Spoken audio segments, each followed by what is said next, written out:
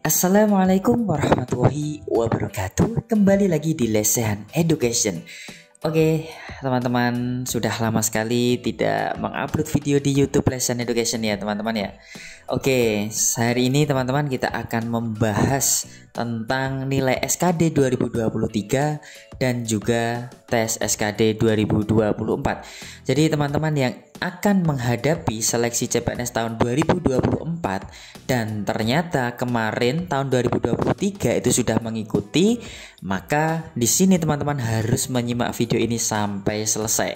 Di video kali ini teman-teman kita akan membahas tentang gimana kira-kira apakah kita menggunakan nilai SKD tahun kemarin atau kita mengikuti tes kembali di tahun ini, teman-teman. Nah, di sini penting kita simak ya, teman-teman ya. Bahkan dengan menggunakan nilai SKD misalnya 362 itu bisa saja menjadi prioritas dan lulus menjadi ASN. Oke, teman-teman, untuk lebih jelasnya silahkan bisa menyimak video ini sampai selesai. Tapi sebelum kita masuk ke pembahasan kita, teman-teman, mungkin bagi teman-teman yang baru bergabung di channel ini, jangan lupa untuk klik tombol subscribe dan jangan lupa untuk aktifkan notifikasi loncengnya supaya tidak ketinggalan video bermanfaat yang lainnya. Oke, teman-teman, kita langsung masuk saja ya. Yang pertama adalah mungkin dari teman-teman sudah ada yang tahu atau banyak yang tahu ya, teman-teman ya, dan ada yang belum tahu ya mungkin ya. Jadi ternyata teman-teman di seleksi CPNS 2024 ini nilai SKD tahun kemarin ya, yaitu tahun 2023 itu bisa kita gunakan teman-teman untuk mengikuti SKD 2024 ini. Nah, di sini tertuang dalam keputusan Menteri Pendayagunaan Aparatur Negara dan Reformasi Birokrasi Republik Indonesia tahun 2024 nomor 344, yaitu tentang penggunaan nilai seleksi kompetensi dasar anggaran 2023 dalam pengadaan pegawai negeri sipil tahun 2024. Nah, ini kabar gembira ya teman-teman ya untuk kita yang mungkin di tahun kemarin itu memiliki skor SKD yang cukup tinggi. Ya, itu bisa kita gunakan di SKD tahun ini. Oke, teman-teman, di sini akan kita bahas isinya, teman-teman ya. Yang pertama adalah di sini memutuskan yang pertama, pelamar pada pengadaan pegawai negeri sipil tahun 2024 itu bisa menggunakan nilai SKD yang diperoleh pada seleksi CPNS 2023. Nah, poinnya di sini teman-teman. Jadi biar lebih jelas di sini saya berikan poin-poinnya ya teman-teman ya. Jadi nilai SKD tahun kemarin atau 2023 itu bisa kita pakai untuk seleksi CPNS 2024 ini. Ya, jadi kita tidak perlu tes lagi di tahun ini teman-teman ya. Oke, lanjut. Masih ada beberapa poin. Ini adalah poin yang kedua. Pelamar dapat memilih untuk menggunakan nilai SKD tahun anggaran 2023 pada seleksi tahun anggaran 2024 dengan ketentuan sebagai berikut. Yang A, melamar di sistem seleksi calon aparatur sipil negara atau SSC-ASN menggunakan nomor induk atau NIK yang sama dengan yang digunakan saat pendaftaran seleksi tahun 2023. Lebih jelasnya adalah NIK yang kita gunakan ketika kita mendaftar di tahun kemarin itu harus sama dengan NIK di tahun ini. Nah, bahkan ini kalau misalkan ini berbeda ya teman-teman ya, itu akan bermasalah ya teman-teman ya. Oke, maka harus sama yang kita gunakan NIK-nya. Kemudian poin yang kedua teman-teman, yang B, melamar pada jenjang pendidikan yang sama dengan yang digunakan pada seleksi tahun 2023. Nah, poinnya di sini teman-teman. Jadi jenjang pendidikan yang kita gunakan di tahun kemarin dengan yang tahun ini itu juga harus sama seperti itu. Misalnya nih, teman-teman memiliki 2 ijazah, misalnya ada S1 dan ada S2. Ijazah teman-teman ada 2 ya misalkan ya. Di tahun kemarin 2023 teman-teman mendaftar formasi dengan menggunakan ijazah S1. Nah, kemudian di tahun ini misalnya ingin menggunakan nilai SKD tahun kemarin, maka ijazah yang digunakan juga harus dari S1, ijazah S1-nya teman-teman ya. Kalau tahun ini teman-teman menggunakan ijazah S2, maka nilai yang tahun kemarin itu tidak bisa digunakan, seperti itu. Nah, itu arti dari melamar pada jenjang pendidikan yang sama. Nah, seperti itu. Oke, kemudian teman-teman ya, yang poin C, dapat melamar pada jabatan yang sama atau berbeda pada seleksi tahun anggaran 2024. Nah, ini jabatan yang dilamar itu boleh berbeda teman-teman dari yang tahun 2023 kemarin. Oke, kemudian dapat melamar pada instansi yang sama atau berbeda pada seleksi tahun anggaran 2024. Nah, jadi untuk instansi yang dilamar itu juga boleh berbeda. Nah, ini sangat bermanfaat sekali ya teman-teman ya. Ini sangat menguntungkan untuk kita. Oke, lanjut kemudian yang E. Nah, memenuhi nilai ambang batas SKD tahun anggaran 2024 sesuai dengan jenis penetapan kebutuhan yang akan dilamar. Jadi harus lulus passing grade teman-teman. Passing grade-nya harus sesuai dengan ketentuan terbaru, ketentuan passing grade 2024. Dan yang selanjutnya adalah teman-teman adalah yang F. Dinyatakan lulus seleksi administrasi pada seleksi tahun anggaran 2024. Nah, ini yang penting ya teman-teman ya. Jadi sebelum teman-teman itu menggunakan nilai SKD 2023, maka teman-teman harus mengikuti alur seleksi CPNS 2024 sampai dinyatakan lulus administrasi. Jadi tidak teman-teman diem saja kemudian berharap nilainya bisa lulus SKB tahun ini ya, tidak seperti itu ya teman-teman ya. Teman-teman tetap harus mendaftar kemudian mengikuti seleksi administrasi. Nah, seperti itu. Nah, nanti ada jadwalnya teman-teman ya untuk pengumuman penggunaan nilai SKD tahun kemarin itu seperti apa gitu ya. Oke, lanjut ya teman-teman ya. Nah, di sini masih ada poin berikutnya. Poin yang ketiga, pelamar yang memilih untuk menggunakan nilai SKD tahun anggaran 2023 tidak dapat mengikuti SKD tahun anggaran 2024. Nah, poinnya ada di sini ya teman-teman ya. Jadi pilih salah satu teman-teman. Jadi pilih menggunakan nilai SKD tahun kemarin atau tes lagi di SKD tahun ini. Jadi hanya salah satu. Nah, misalnya teman-teman ya mengikuti tes SKD. Nah, ini yang poin keempat. Dalam hal pelamar memilih untuk mengikuti SKD tahun 2024 ini, maka nilai seleksi yang digunakan adalah nilai tahun ini juga. Artinya, poinnya adalah jika teman-teman mengikuti SKD tahun ini, maka nilai 2023 kemarin itu akan hangus. Dan yang digunakan adalah nilai SKD saat ini. Paham ya teman-teman ya. Nah, ini sebenarnya masih ada poin ke-5, ke-6, dan ke-7, tapi itu tidak terlalu penting ya teman-teman ya. Nah, ini adalah poin-poinnya teman-teman yang harus bisa teman-teman pahami. Oke, kita lanjut ya teman-teman ya. Oke, nah kemudian muncul pertanyaan teman-teman. Pilih gunakan nilai SKD 2023 atau ikut tes SKD 2024. Nah, mungkin teman-teman masih banyak yang bingung ya. Nah, teman-teman bisa simak apa yang akan kita bahas di video kali ini. Nah, setidaknya teman-teman ada beberapa faktor yang harus diperhatikan sebelum menentukan ya. Yang pertama adalah apakah materi dan submateri tes SKD 2024 dan 2023 itu sama? Kemudian faktor yang harus kita perhatikan juga adalah berapa nilai SKD kita di tahun kemarin. Nah, kemudian yang ketiga, apakah tahun kemarin itu kita masuk SKB? Kemudian yang keempat, kira-kira kebutuhan formasi 2023 dan formasi yang dipilih 2024 itu sama? Apakah berbeda? Nah, ini juga mempengaruhi nanti kelulusan kita di SKD 2024 jika kita menggunakan nilai SKD 2023. Oke, kita akan bahas satu-satu teman-teman ya. Yang pertama, nah pertanyaan ini muncul ya. Apakah materi dan submateri tes SKD 2023 dan 2024 itu sama? Nah, ini sudah banyak yang tanya juga ya teman-teman ya. Nah, jawabannya adalah sama. Nah, mungkin teman-teman bisa melihat kembali di Keputusan Menteri Pendayagunaan Aparatur Sipil Negara ya, di sini nomor 321 tahun 2024 tentang nilai ambang batas SKD pengadaan CPNS 2024. Nah, ini teman-teman bisa lihat, bisa baca-baca dulu.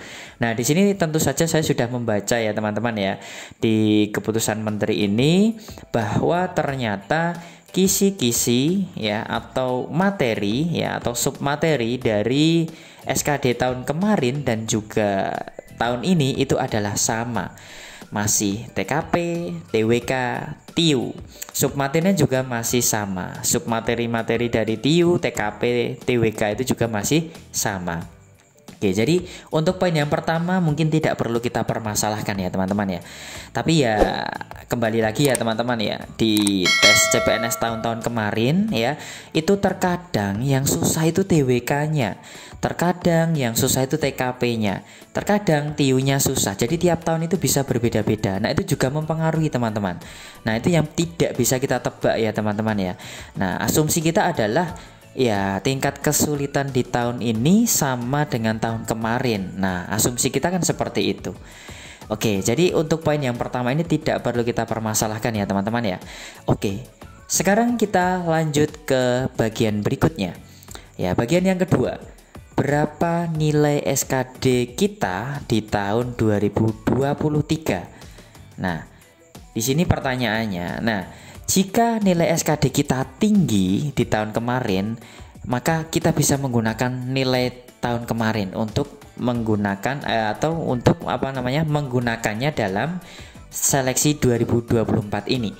Nah, yang jadi pertanyaan adalah kategori tinggi itu berapa? Nah, teman-teman sudah bertanya-tanya ya. Apakah 400 itu tinggi?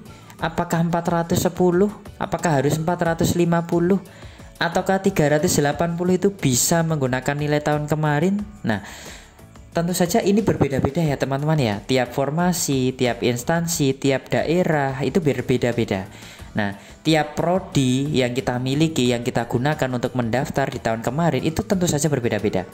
Yang bisa menentukan atau mengukur itu adalah kita masing-masing, karena kita dari prodi ya, dan tentu saja memilih formasi yang berbeda-beda gitu ya. Oke. Nah, untuk mengetahui apakah nilai kita itu termasuk kategori tinggi ataupun kategori rendah, maka tentu saja kita bisa menyesuaikan hasil dari SKD tahun kemarin teman-teman, dan membandingkannya dengan peserta lain di seleksi tahun kemarin 2023. Nah, kalau kita masuk di peringkat teratas ya, atau setidaknya 5 teratas, 10 teratas, maka itu termasuk kita mempunyai kategori nilai yang tinggi. Tapi kalau kita berada di tengah-tengah, misalnya pendaftarnya 100, kita berada di peringkat 50, 40, 60 teman-teman gitu ya, maka ya itu akan susah sekali ya. Lebih baik kalau seperti itu kita tes lagi di tahun ini kan, seperti itu. Oke, selanjutnya teman-teman ya. Nah, langkah yang harus dilakukan ya tentu saja adalah kita bisa melihat hasil dari SKD tahun kemarin gitu ya teman-teman ya. Masih ingat nggak teman-teman nilai yang tahun kemarin SKD-nya berapa? Masih ingat nggak? TWK-nya berapa? TKP-nya berapa? TIU-nya berapa? Masih ingat nggak? Oke, kalau sudah lupa teman-teman bisa mencari lagi, membuka lagi ya teman-teman ya. Oke, ini nah misalnya ini saya kasih contoh teman-teman ya, kan kemarin ketika SKD gitu kan live score ya teman-teman ya. Nah, teman-teman bisa membuka di YouTube itu teman-teman. Nah, ini saya kasih contohnya. Ya, saya kasih contohnya misalnya di sini ketik saja live score SKD 2023 kan rek berapa ya. Kemarin teman-teman tesnya di mana? Ketikan saja di kotanya. Kalau di Solo ya ketikannya di Solo. Ya, tempatnya di Boyolali ya, berarti ditulis Boyolali ya, dan sebagainya. Kalau di Tangerang ya ditulis Tangerang, seperti itu ya. Nah, itu kan nanti teman-teman bisa membandingkan. Nah, ini contohnya di sebelah kanan ini teman-teman. Di sini peringkat 1 ya, ini sudah selesai mengerjakan. Total nilainya 395. Nah, ini yang lain masih di bawahnya ini teman-teman ya. Nah, maka kalau teman-teman memiliki nilai segini walaupun tidak ada 400, maka ini termasuk tinggi teman-teman. Ini disorong ya teman-teman ya. Di sini ada keterangannya. Nah, ini untuk teman-teman yang disorong ya teman-teman ya. Nilai segini ya sudah termasuk tinggi teman-teman. Nah, jadi kita harus memperhatikan di mana formasi yang kita pilih ya. Lokasi yang kita tentukan. Nah, itu kita harus menyesuaikan juga. Kadang nilai 400 itu sudah sangat tinggi di suatu daerah tertentu. Kadang 470 itu juga baru yang tertinggi. Nah, seperti itu. Maka kita harus tahu ya, teman-teman ya. Oke. Jadi tugas teman-teman nanti bisa cek kembali nilai di tahun kemarin gitu ya. Oke, lanjut. Nah, ini saya beri contoh ya, teman-teman ya. Nah, di sini live score di titik lokasi Geraha Acava ya di Lampung ya, teman-teman. Ini sesi 1 15 November 2023. Nah, nilainya seperti ini ya, teman-teman ya. Oke, di sini peringkat satunya 425. Ya, di sini 410, 409. Nah, misalnya teman-teman nilainya 400 ke atas. Nah, ini juga sudah termasuk tinggi. Nah, itu bisa menggunakan nilai SKD tahun kemarin gitu ya, teman-teman ya. Nah, kalau seperti ini, nah tinggi nih ya teman-teman ya. Oke, maka di sini, nah ini kan jaraknya jauh nih. Ya berarti teman-teman ya kalau misalkan formasinya itu banyak, maka nilai teman-teman segini, misalnya 399, itu juga sudah sangat baik teman-teman ya. Jadi nanti akan kita bahas juga itu menyesuaikan dengan formasi yang akan kita pilih di tahun ini. Oke. Jadi yang pertama tadi teman-teman coba cek lagi apakah teman-teman berada di peringkat teratas, tengah-tengah, atau papan bawah. Oke, papan atas, papan tengah, papan bawah. Kalau papan atas, oke, silahkan bisa menggunakan nilai SKD-nya. Kalau papan tengah, ya itu bisa saja tapi mungkin susah. Kalau di papan bawah ya teman-teman saya sarankan untuk mengikuti tes lagi gitu ya teman-teman ya. Oke, nah ini salah satu contoh hasil SKD 2023. Nah, di sini yang lolos SKP ada 6 ya. 1 2 3 4 5 6. Ya, berarti di sini ada 2 formasinya ya, teman-teman ya. Ada 2. Berarti kan biasanya 3 kali formasi kan ya, teman-teman ya. Maka ada 6 ya calon ASN yang bisa mengikuti seleksi SKB gitu ya. Nah, teman-teman kalau misalkan berada di posisi ini dengan nilai yang hampir berada di posisi 427 ini salah satu contohnya. Nah, itu termasuk tinggi teman-teman. Itu juga bisa kita gunakan sebagai dasar ya, sebagai pertimbangan menggunakan nilai tahun kemarin dan digunakan untuk tahun ini. Nah, tentu saja teman-teman harus melihat ini teman-teman ya. Instansi dilihat, jabatan dilihat, lokasi formasi. Nah, itu dilihat semuanya teman-teman ya. Oke. Nah, kalau kita analisis kita itu bagus dan benar, oke, maka ya kemungkinan besar peluang kita juga besar. Oke, kita belajar analisis yuk teman-teman ya, bareng bersama saya juga belajar ini ya teman-teman ya. Oke, nanti kalau teman-teman ada yang mau bertanya tentang kira-kira peluangnya besar nggak ya, nah gitu teman-teman boleh nanti bisa ini ya menghubungi ini ya di Instagram @lesehaneducation ya teman-teman ya. Nanti saya balas bertahap ya teman-teman ya, yang belum follow @lesehaneducation. Nah, misalkan minta saran atau kita diskusi nilai SKD segini masuk nggak gitu ya. Oke, yuk lanjut. Nah, ini contoh berikutnya. Nah, ini ada 12 yang masuk SKB. Nah, ini berarti ada 4 ya formasinya teman-teman ya. Nih 4. Berarti 4 kali 3. Nah, berarti ada 12. Nah, di sini ada 12. Nah, teman-teman kalau nilainya mendekati ini ya, ini kan paling rendah 435. Nah, ini ke atas ya. Maka ini sudah termasuk sangat tinggi ya, teman-teman ya. Oke, lanjut. Nah, di sini teman-teman ya, yang sesuai dengan thumbnail video ini ya teman-teman, nilai 362. Nah, itu ternyata bisa passing grade dan lulus teman-teman. Nah, ini tidak hadir ya teman-teman ya. Oke, 362 itu bisa menjadi nilai tertinggi ya. Jadi teman-teman harus melihat instansi, jabatan, lokasi formasi itu juga harus benar-benar dilihat ya teman-teman ya. Oke, lanjut. Nah, kemudian pertanyaan yang ketiga, apakah teman-teman di tahun kemarin itu masuk SKB? Nah, kalau masuk SKB, maka peluang teman-teman itu sangat besar untuk mengikuti SKB tahun ini dengan menggunakan nilai SKD tahun kemarin ya. Misalnya nih, di sini kan yang tadi ini ya, ada 12 ini yang masuk SKB, ini ada 12 SKB ya. Misalkan teman-teman berada di posisi kelima ya di sini. Ya, ternyata belum rezekinya kemarin diterima jadi ASN 2023, maka bisa menggunakan nilai ini teman-teman untuk seleksi 2024 karena peluangnya sangat besar. Ya, tapi tentu saja nanti juga melihat formasinya, apakah hanya 1, 2, 3, 4. Kalau kita asumsikan formasinya itu sama dengan yang tahun ini, misalnya ini diambil 12, maka peluang teman-teman itu sangat besar sekali. Gitu ya teman-teman ya. Nah, tapi yang harus hati-hati teman-teman, mungkin saja di atas kita. Nah, misalnya 455 ini kemarin juga belum rezeki masuk SKB. Nah, maka ini juga kemungkinan menggunakan nilainya yang kemarin seperti itu ya. Oke, jadi kita harus jeli memilih formasi, jeli memilih instansi, memilih lokasi formasi kita ada di mana gitu ya teman-teman ya. Oke. Nah, ini ya, jika masuk SKB 2023 maka peluangnya besar kembali lolos SKB tahun 2024 ya. Dengan asumsi jumlah formasi itu sama. Kemudian jika tidak masuk SKB tahun kemarin ya, maka peluangnya tetap ada ya, walaupun lebih kecil ya teman-teman ya. Oke, itu adalah poin yang ketiga, pertanyaan yang ketiga. Nah, kemudian pertanyaan yang selanjutnya, berapa kebutuhan formasi dan kemarin dan formasi yang akan dilamar 2024? Nah, ini ada ketentuannya teman-teman ya. Oke, jika tahun kemarin yang kita lamar itu formasinya itu lebih sedikit atau lebih kecil ya, ini saya kasih tanda kurang dari, lebih kecil dari 2024, maka peluang lolosnya besar. Artinya formasi tahun ini lebih banyak daripada tahun kemarin. Nah, maka peluang teman-teman lolos SKB itu sangat besar.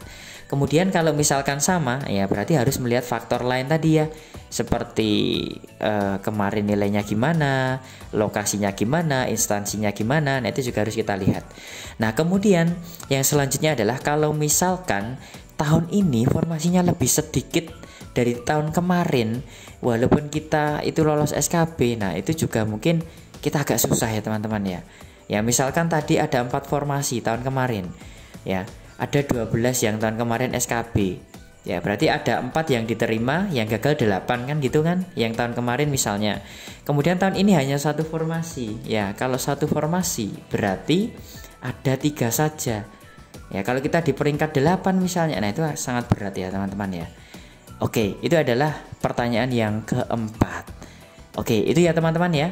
Nah, dari sini maka bisa kita simpulkan teman-teman bahwa jika nilai SKD 2023 kemarin tinggi, kemudian teman-teman juga masuk SKB dan formasi yang dilamar tahun kemarin itu lebih sedikit atau tahun ini itu lebih banyak dari tahun kemarin, maka peluang lolos SKB 2024 menggunakan nilai SKD tahun kemarin itu semakin besar.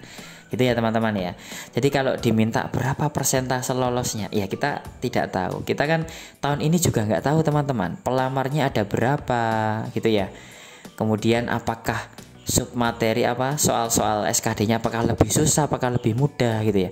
Nah, kita berharap teman-teman yang sudah menonton sampai akhir video ini, kita berharap soal tahun ini lebih susah gitu ya.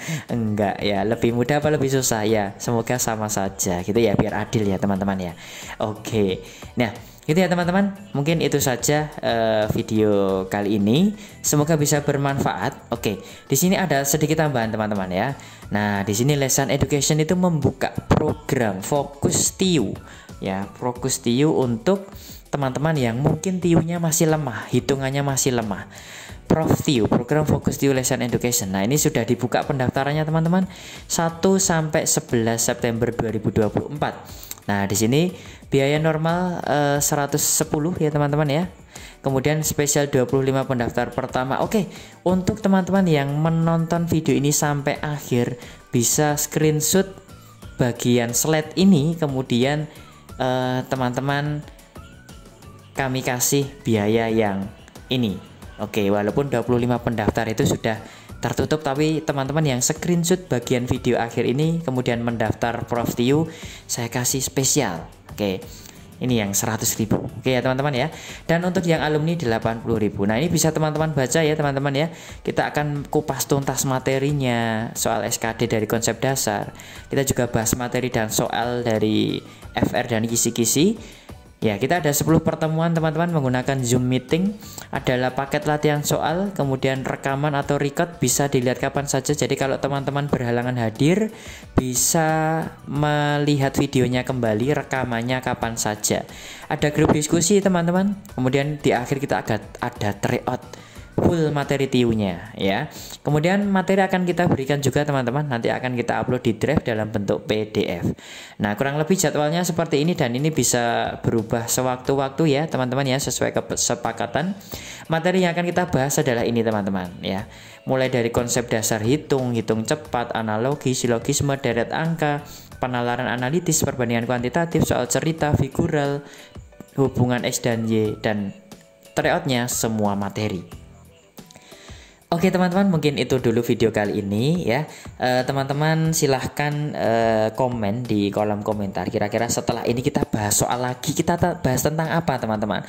Boleh tuliskan secara detail teman-teman ya di kolom komentar. Sebelumnya terima kasih sekali untuk teman-teman yang selalu setia mendukung Lesson Education sampai seperti ini.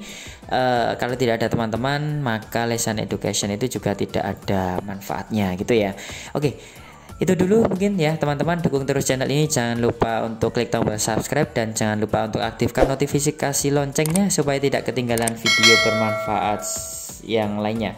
Sampai bertemu di video selanjutnya. Wassalamualaikum warahmatullahi wabarakatuh.